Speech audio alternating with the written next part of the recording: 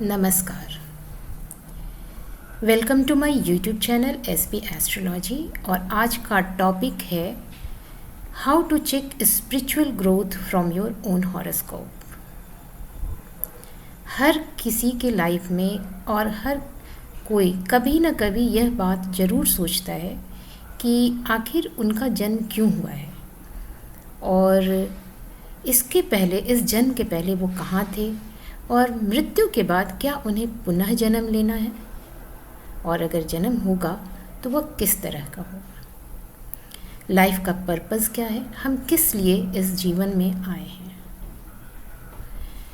वैसे तो यह क्वेश्चन आती है और फिर माइंड से निकल जाती है और हम अपने लाइफ में बिजी हो जाते हैं, पर कुछ लोगों के मन में यह प्रश्न एक बर्निंग डिज़ायर की तरह चलती है। और जब यह क्वेश्चन हमारे लिए बर्निंग डिज़ायर बन जाती है, तब हम इस प्रश्न की तलाश में इधर उधर घूमते हैं और यह जानना चाहते हैं कि हमारा बर्थ क्यों हुआ है और इस लाइफ का मतलब क्या है, हमारे इस जीवन का मतलब क्या है। और यहीं हमारी जर्नी स्टार्ट होती है स्पिरिचुअल। अब हमारी जर्नी स्पिरिचुअल तो स्टार्ट हो चुकी है, तो अल्टीमेट गोल है हमें मोक्ष की प्राप्ति। पर क्या हमें इस लाइफ में मोक्ष मिलेगा या हमें अभी कई बर्थ लेने होंगे उस जगह तक पहुंचने के लिए। हम इन सभी चीज़ों को एस्ट्रोलॉजी की मदद से, अपने हॉरोस्कोप की मदद से यह जान सकते हैं और देख सकते हैं।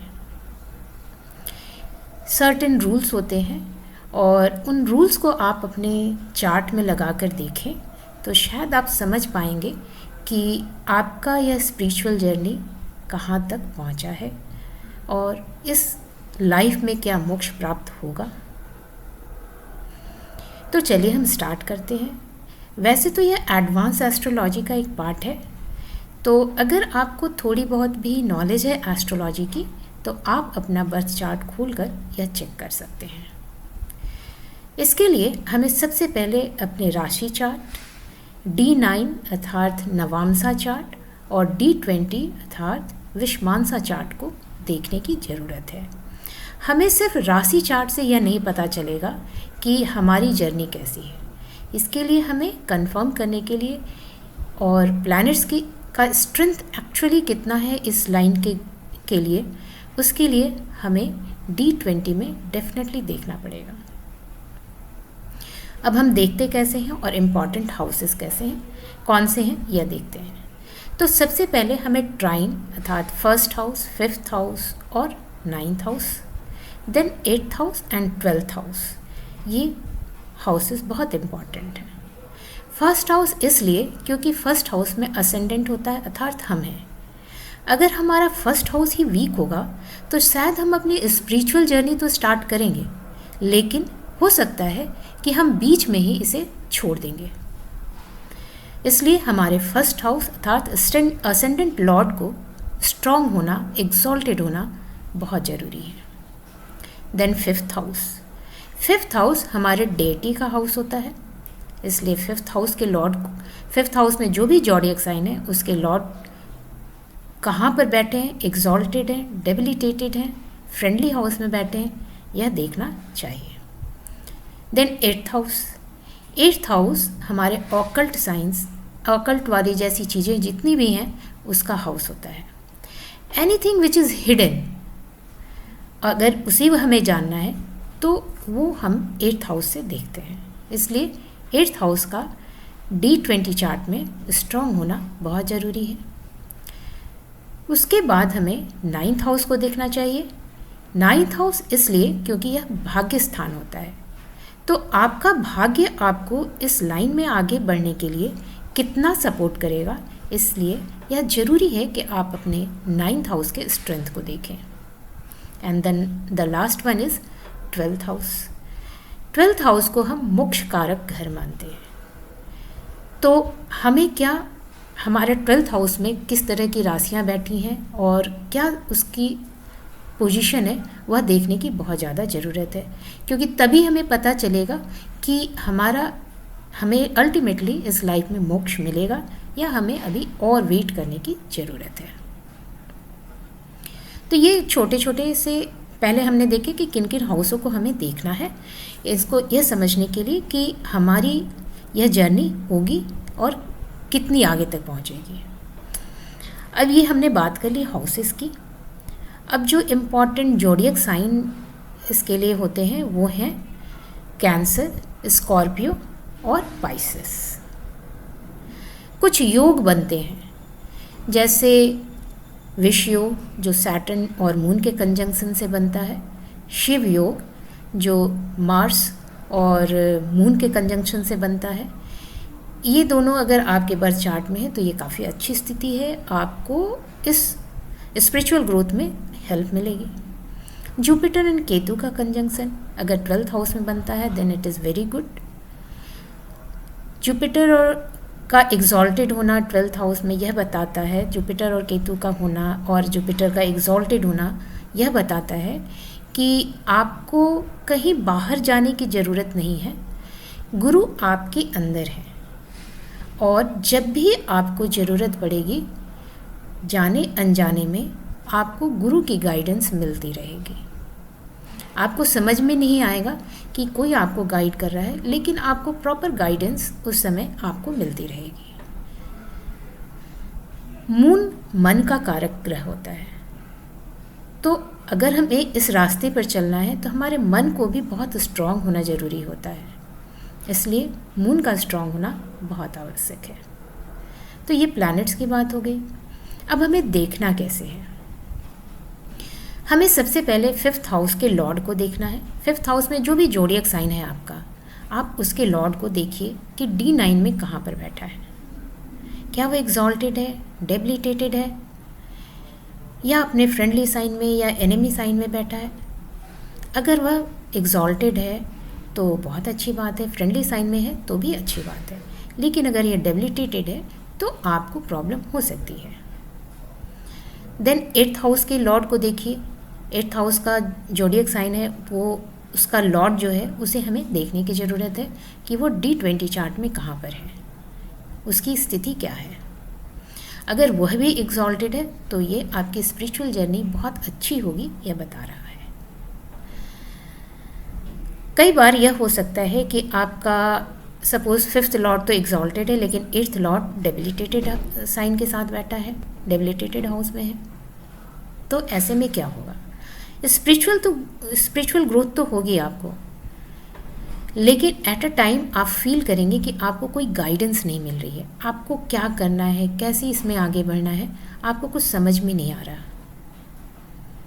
और साथ ही साथ ऐसे लोगों को यह भी प्रॉब्लम होती है कि वो अपनी स्पिरिचुअल जर्नी के थ्रू दूसरों को गाइड नहीं कर पाते।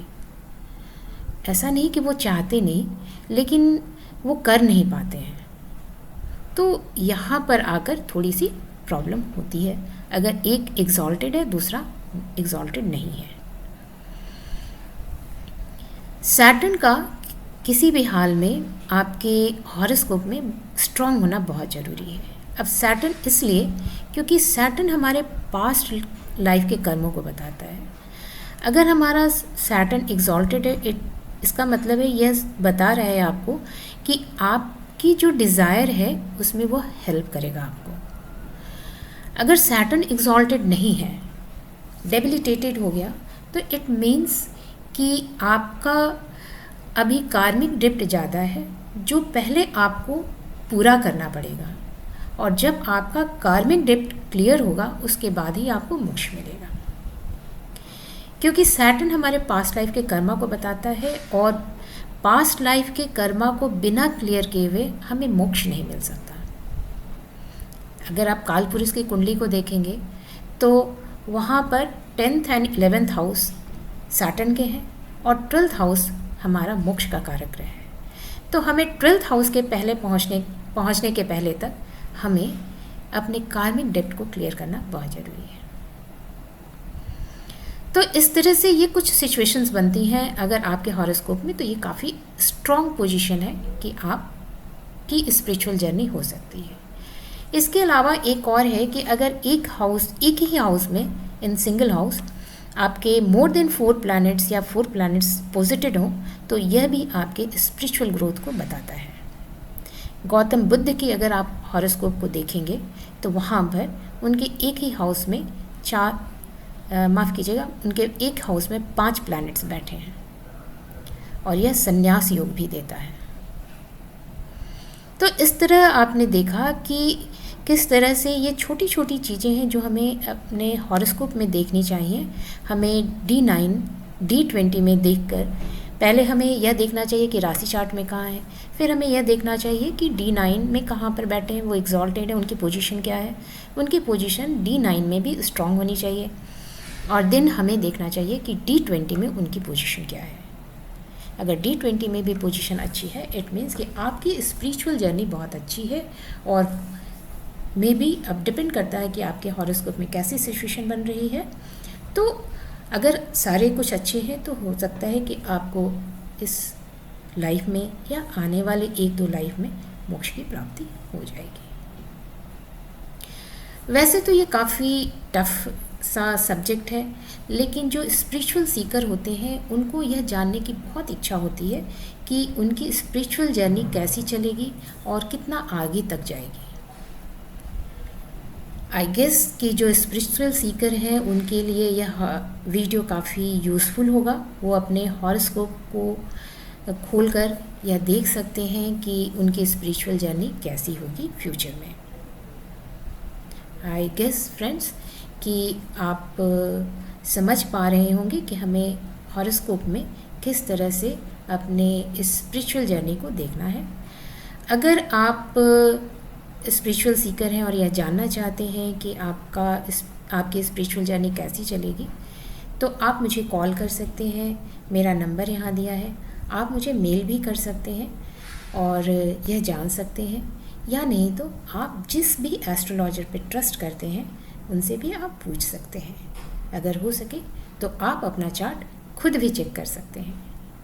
तो अब हम मिलते हैं अपने एक नए वीडियो के साथ जहां हम कुछ और बातें करेंगे। उम्मीद करती हूँ कि आपको मेरा यह टॉपिक और डिस्क्रिप्शन जो भी मैंने यहाँ डिस्क्राइब किया है स्पिरिचुअलिटी के लिए वो आपको पसंद आया होगा। अगर पसंद आया है तो प्लीज़ एक लाइक बनती है और इसे लाइक कीजिए। अपने फ्रेंड्स के साथ, स्पेशली उनके साथ जो स्पिरिचुअल जर्नी पर हैं, उनको शेयर कीजिए, शायद उन्हें काम आए और हमें फिर से एक नया वीडियो लाने के लिए मोटिवेट कीजिए। Thank you.